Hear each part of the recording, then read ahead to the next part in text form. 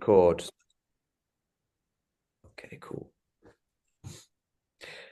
Okay, hello everyone. I'm really pleased today to have Dave Allanson joining me. He's a Right. strength and conditioning coach, works with a variety of athletes, got quite an interesting sort of background and pathway into this industry. So before we jump on here, ask a few questions. I've sort of come at it from like a student's perspective, as if I was still learning, which we all are, and trying to get Dave's sort of perspective and ideas and rationale behind why he does what he does and how he does what he does. So yeah, Dave, thanks again for joining me. Really appreciate That's it. all right. Pleasure Um, to be here. just to set the sort of scene for the students, could you just give us a brief sort of background of who you are, what you do, and how you got into coaching?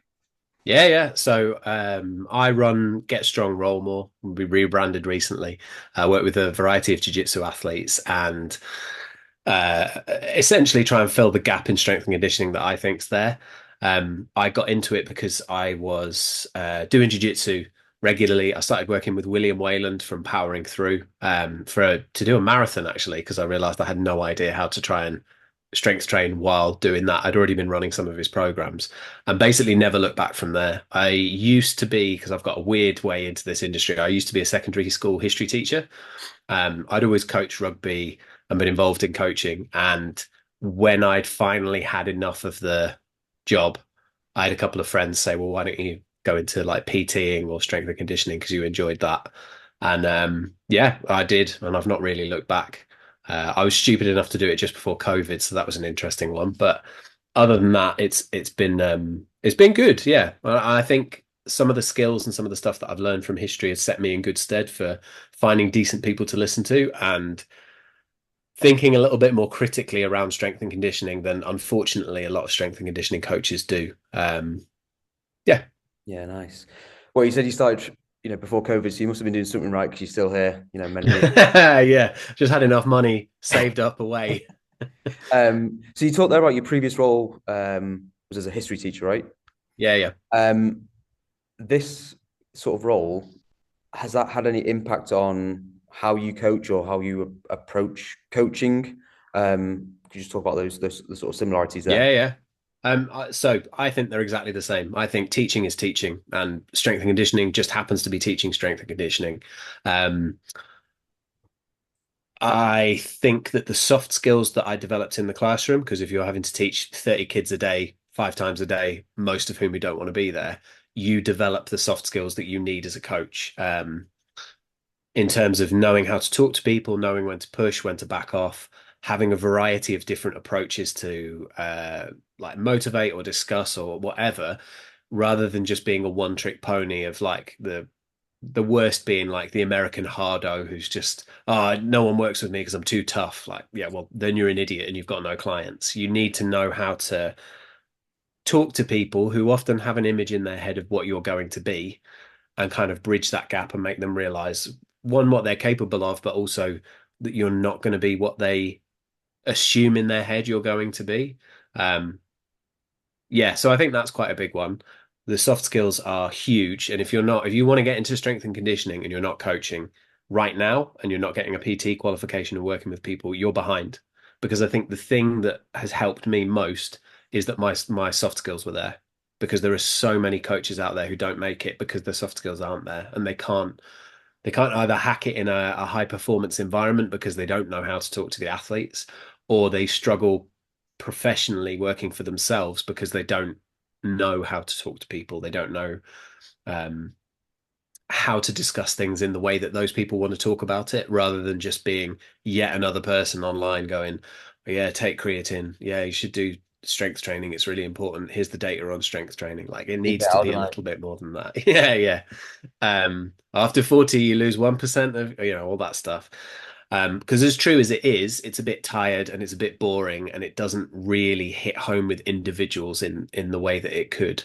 And then the other one was just like history is accepting that everything is grey.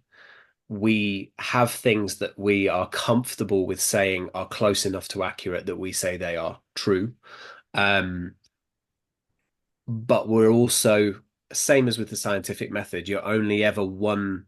profound piece of evidence away from finding out that your pet theory was wrong. And so being comfortable with that made it much easier to come into this industry. And then also enjoying reading. You would be amazed how few coaches have actually read the books that they say they've read, Mm. and how few coaches have actually understood the books that they say they've read. And if you can sit and read something and try and understand it, and often get in touch with the author, like it's blown my mind the number of coaches that have been really kind with their time because they just love the fact that someone has actually bothered to read their book and try and engage with it.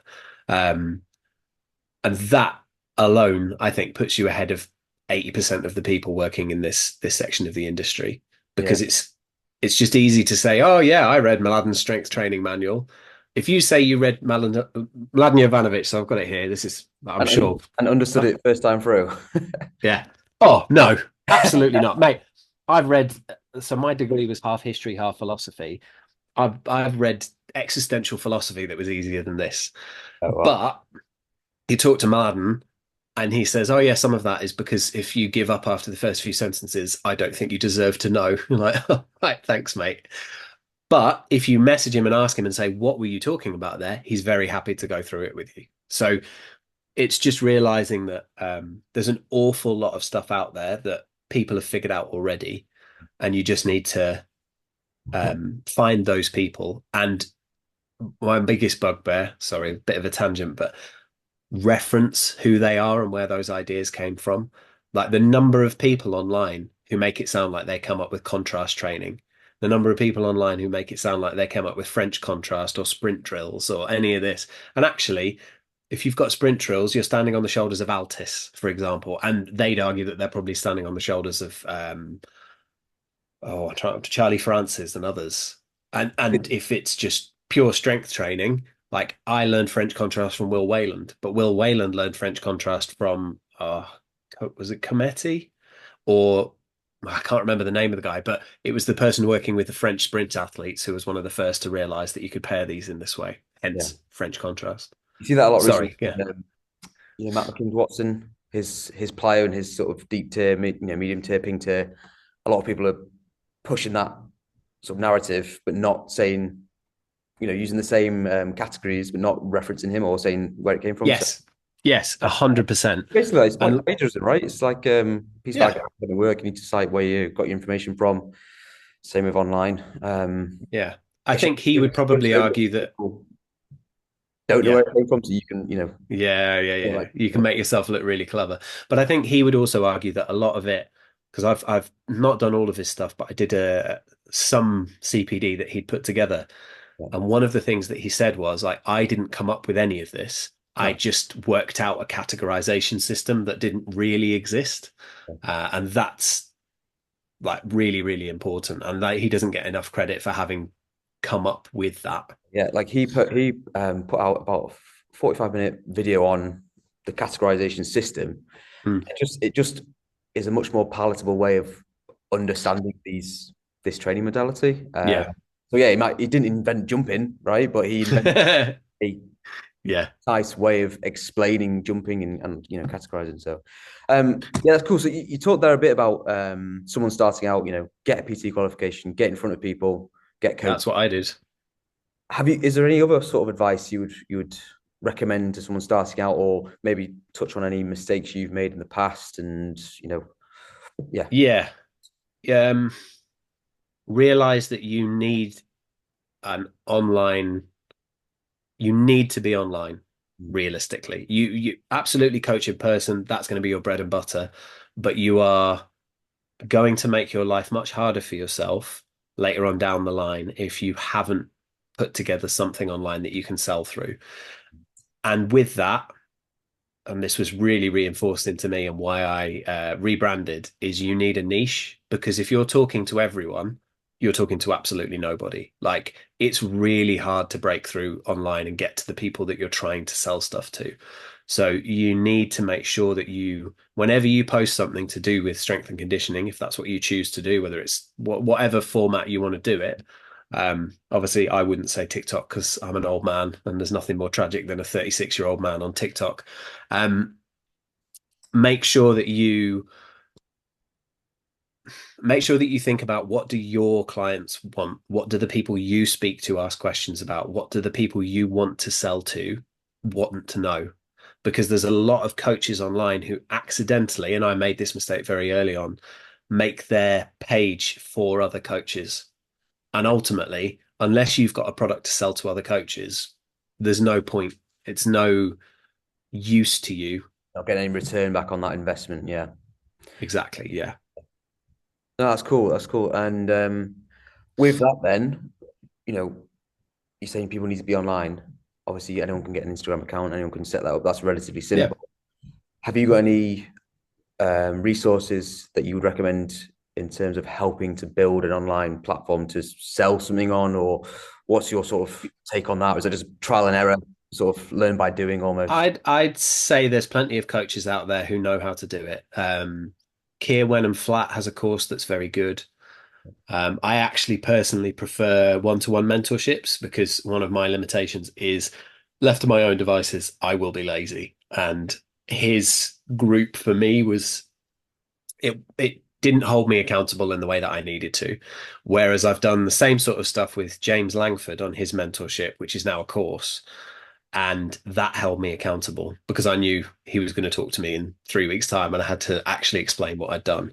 So it's recognizing how it suits you. But both of those were really good. Mm. There are other people out there that sell that stuff, but I would say try and find a strength and conditioning coach because it is a space where there are a lot of predatory business models. You know, a lot of guys saying, I built a six-figure PT industry. You didn't, because if you did, you wouldn't be here selling me how to build a six-figure PT industry. You'd be working as a six-figure PT. And I don't believe that that exists, especially not in the UK. Unless you happen to work in the city of London near all the bankers, I just don't think you're earning that level. It's unreasonable. And then the only other thing would be to bear in mind that the advice that you get can be region specific. So often, I know a coach who nearly put herself out of business because she was talking to so many people from London telling her to put her prices up, that she put her prices up in Sheffield. And in Sheffield, no one's paying that kind of money. Like, you can't charge London prices up here. And so she realized very rapidly that she needed to bring her prices back down. Yeah. Online, it's a little bit different and you have to find what you're comfortable with. But generally, I mean, actually, another one that's very helpful is Will Whalen's mentorship, because one of the key bits he starts with is get comfortable talking about money, build a card with your rates on so that you don't have to keep having awkward conversations. You just send the person the picture and go, that's what I charge. That's it.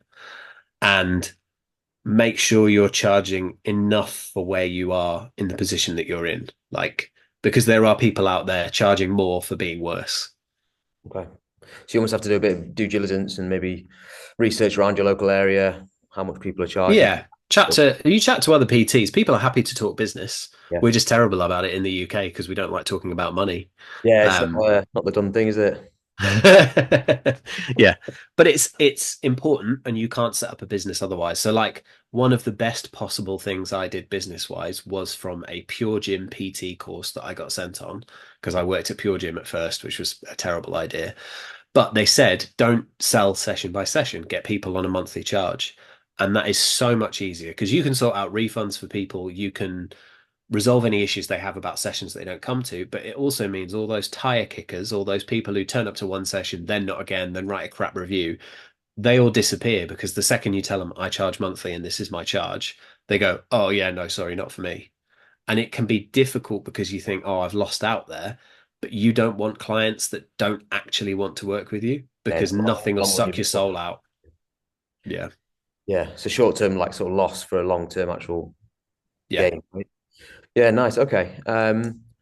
So then thinking back to when you started coaching, Yeah.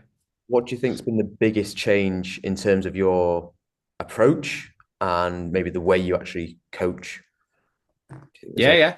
a drastic change? Uh, yeah. So when I first started, I was Poundland Will Wayland.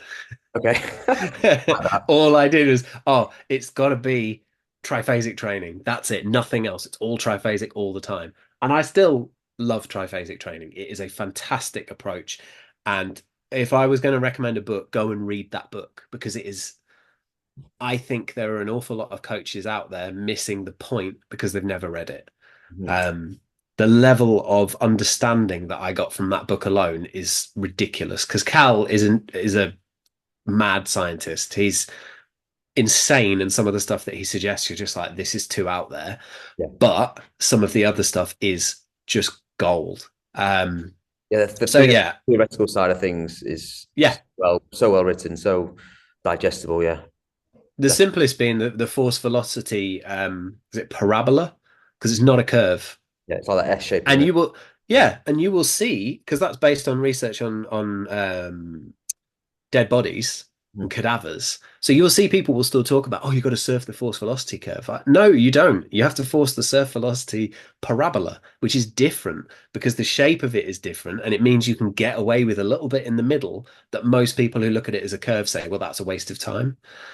So that's an example of something where there are very clever people out there who figured stuff out and written about it. And you can go and learn that by just paying for their book, rather than listening to other people who don't know as much. Yeah, so that's a big change for me. Is Triphasic is still there. I still use it to organize my training, but I play a lot more fast and loose with it. I've had to because I work with a lot of jiu-jitsu guys, and some of them compete and some of them don't. But I a large portion of my business is everyday people, and I think that should be a part of your business because those are the people that make you a better coach. Coaching a committed, interested, physically literate, physically capable athlete is easy. And a lot of people don't like to admit that. They're like, oh, yeah, they make me look great. Yeah, they make you look great because you literally showed them a front squat once and they went, oh, what, like this? And did it. It's those people in their 60s and 70s who want to learn to goblet squat. And you go, oh my God, this is going to be a long time. That's where you kind of earn what you're doing. So a big shift for that is rather than putting them through some kind of pared back form of triphasic, which I experimented with, and we do after a while put people onto that. I really like, I put people on everyday maxes on trap bar within a month, every person that works with me.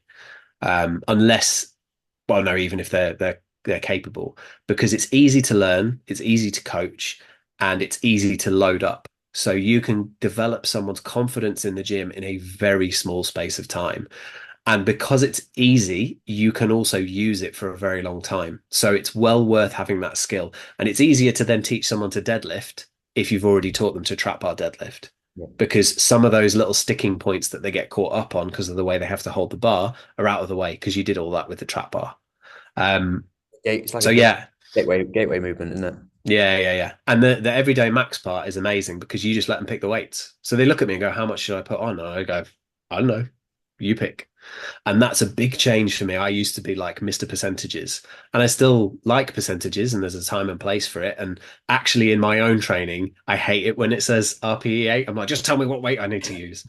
Um, but it develops the person because it allows them to take some responsibility for their own training. And as soon as they're invested, you're away. Because if you don't want to be oh, I'm the godlike figure who I worked out that in 3 weeks' time, 87.5 will be exactly the weight that you need, not 86.5. Like, that's nonsense. And actually, with heavy work, with a lot of people with busy jobs and a lot on, everyday maxes are perfect. So you work up to a heavy single that's not impossible, that they don't have to psych themselves up for, that they don't need to listen to music and get prepped for, and then you just take 80% of that and do 3 sets of 3. And I've had people uh, go from being afraid of the trap bar to like they enjoy going and using that. And as soon as you can get someone to not be afraid of loading up one exercise, that's where the magic starts to happen with the other exercises where they're like, well, I couldn't do it before, but now I can. And yeah, it gives you an in. It just instills that confidence that, oh, I am actually strong. Like people don't realize Yeah. how strong they actually are. Nobody, Yeah. I had one client who was like, I can deadlift 100 kilos. What? yeah, And no one had ever showed them that before because most of the people who will come to you will have come from circuit classes where it's we're going to use a 24 kilo goblet squat, and it's just something better where, for them, right? yeah, exactly. And then you show them this alternative world where they're actually strong and they go, oh sweet, yeah, I'm sticking around for this Yeah. because it's fun. Yeah, I love that sort of auto-regulation way of training, especially for general population, like you say, jobs, families, you know, Yeah. uh, there needs to be And that sort of system in place. yeah, and it also means they're confident enough to tell you when things aren't great. Like they won't just, you do get a lot of people who come in and go, "Oh, I can't show any weakness. I can't show that I'm tired. I can't show." And you going, I don't care what the weight is, immediately takes the pressure off them to say, like, oh, yeah, no, I was up, I slept for about 2 hours last night, or but I've been laid off at work, or whatever, where previously they probably wouldn't have that conversation with you. So it instills the confidence in them to be allowed to tell you that stuff. Because you can tell them they are, but until you give them the space to do it, they won't do it. Yeah, no, I love that. So that in terms of like maybe programming for general Yeah. population athletes, do you have much variation? Obviously, general population don't have events or competitive periods of time throughout the year.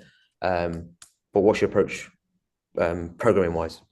Yeah, yeah. So I like undulating because I've come from triphasic. I still like that idea of the heavy but higher intent day and then the really heavy day. And that's generally how I split my training for most of my clients.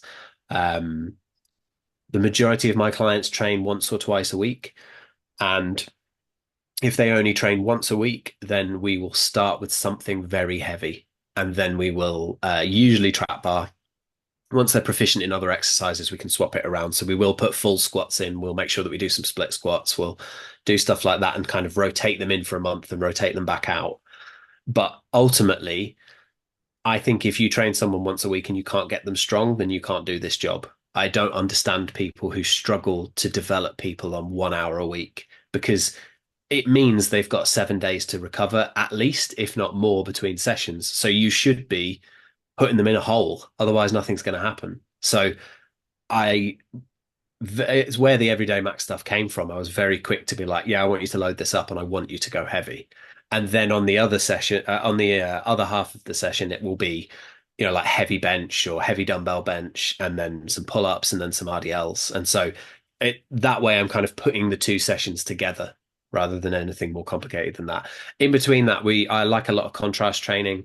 I like to have a very fast equivalent of the movement paired with it because again, trained by Will, that's how he gets people quick as well as strong. And I just don't see the point in making someone strong if they don't also have the like athletic capabilities with it. Even if it's as simple as I've got elderly clients, so I want to make sure that if they trip over, their that trip reaction allows them to step forward. They Yeah, don't go ooh and then fall over, and then we've got a lot of work to do. Um, yeah, they need to be able but to yeah, that's strength, right? yeah, Yeah, yeah, exactly. And that's generally how I do it. So I'll teach jumps, I'll teach hops. All my warm-ups have generally got basic jumps and hops, so we could call them deep tier, well, whatever. I just call them jumps and hops because I can't be bothered with all of that. But um, I also don't have anyone who plays. And I think this is important actually. You need to know who your client base is. So jiu-jitsu is a slow sport. No matter what people try and say online, it is not fast. If it was a fast sport, if speed mattered in jiu-jitsu, Gordon Ryan would not be the best on the planet because that guy is not athletic. He mm, is strong and he is isometrically strong, but he's not exploding and chucking people around and doing stuff like that.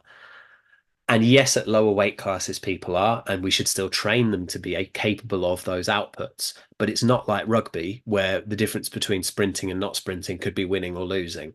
yeah, No one is putting on a sub quicker because they did plyometrics.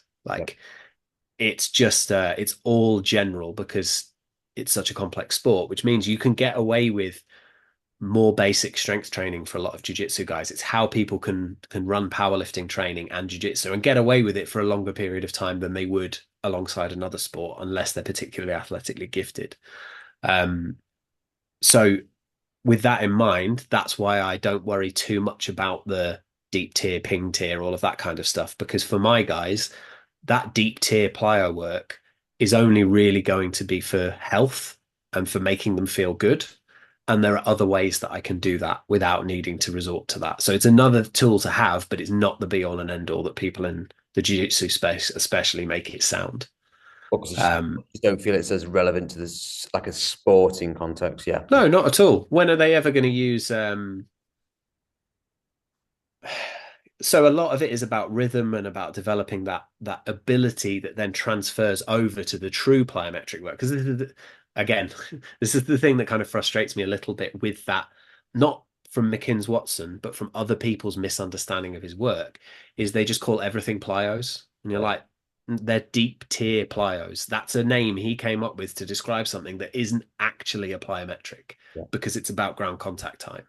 Now, in a sport where ground contact time does not matter, Yeah. can I make that same argument about, well, this will transfer to this because then they'll be really quick when they, no, Yeah. it won't. It just doesn't because they don't need to express them that quickly. You could make the person the most explosive takedown artist on the planet, and then the person in front of them sits on their bum and shuffles towards them along the floor. And then that explosive guy has nothing because they've just Wasted gone, they're time. not going to play. Yeah, yeah, yeah. It's one of the things like Owen Livesey is a fantastic judoka and a fantastic takedown artist. And Nick Rodriguez in their first ever match against each other just went, yep, I'm going to sit down and I'm going to wrestle up. Because why would you give the person the thing that they're good at? And so I think that's where that transfer doesn't really work. Now, if you're in athletics or you're in a sport where sprinting matters, absolutely use that system. It's phenomenal. But Yeah. in jiu-jitsu, you can use it if you want to, but you do not need to. It's not going to be the differentiator that perhaps it would be in other sports. Yeah, I like how you said, you could sticking with those deep tier plyos. You could use them, but your rationale for using them would be joint health, coordination, sort of rhythm, rather Yeah. than okay, this is going to transfer to the sport. So yeah, I Yeah. that sort of highlights that point that yes, you can sort of rationalize anything in the gym, right? Yeah. To an extent, right? Um, and you need to have that sort of in your back pocket. Yeah. Option You you've got. need to know Yeah, why you're doing what you're doing. yeah, Because again, so many people just do. Like I started off doing the same as Will. It was monkey see, monkey do. I was like, well, this worked for me. I'll do what Will wrote. I've got clients who can't do triphasic. It just doesn't do anything for them, or the classic form of triphasic. Um, yeah, one of my guys, we ran it for years and it was fantastic. And then he started as a firefighter. And now with the shift work and everything that he does, we run that for anything longer than 6 weeks, and he is trashed. it's too He much stress on because yeah, it's the perfect storm of he really loves his job, he wants to be really good at it, he works hard at everything, and if you write a number down, he will do it.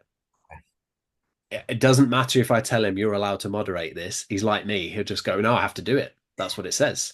yeah, Whereas if I actually write it as you need to take an everyday max, he'll go, okay, yeah. And it gives him the permission to do the thing that he needs to. But again, that just comes from learning the people that you're training with and making mistakes because we ran him into the ground a couple of times and it made me realize like, right, well, we can't do this anymore. yeah, you get nothing back on this investment here. So Yeah, yeah. And yeah, in the early days, we got loads out of it. So yeah. But I'm just conscious of time, yeah, Dave. yeah. The meeting's going to end in two. I forgot Zoom has a time limit. Um, let me just do some quick fire questions for you. Just Yeah, yeah.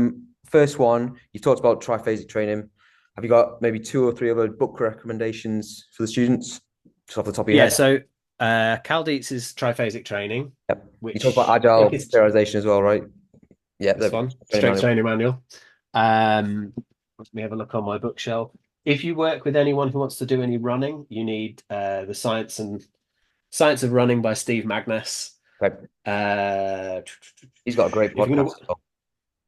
he does, yeah. He gets a little bit too American business school for me, but yeah, I do like him. I think he's very good. And then this, which not a lot of people have read because he's not a coach anymore. Darren Roberts' Embrace the Chaos. Okay, I'm going to make a note If of it decides to, yeah, if it decides to work, he is a fantastic or was a fantastic coach, and it's funny because he's quite opposite to Mladen. He worked with a lot of rock climbers and in a lot of extreme sports, and he was like, if I took Mladen's approach, they'd leave. They wouldn't do it. Like he's got he's very sarcastic and he's got like a very scientific list of um, extreme sports athletes, and he's like downhill mountain biking enduro riders, they'll do everything that you say and turn up like normal. He's like, skateboarders, you will hear from them once a year because they'll be sessioning street spots you've never heard of. They will not do anything, and nor should they. Yeah. Um, and it's fantastic because it's a lot more realistic about what it's like to coach, and he does a lot of stuff around building relationships with your athletes. And then Muscle Logic by Charles Staley is very good if you want to look at escalating density training. And then also 1 by 20 by Dr. Yesis. It does feel like an extended advert, but the program itself is actually excellent, and it runs counter to, I think, what a lot of people suggest. And it's also worth reading because a lot of people will push that idea and they don't understand it. So go to the source. If someone suggests something, go and read the original work rather than taking someone else's interpretation of that work. Perfect. Right. Thanks there, Dave. Some really valuable information there for the students. Really appreciate your time, mate. That's all right. Stop the recording here.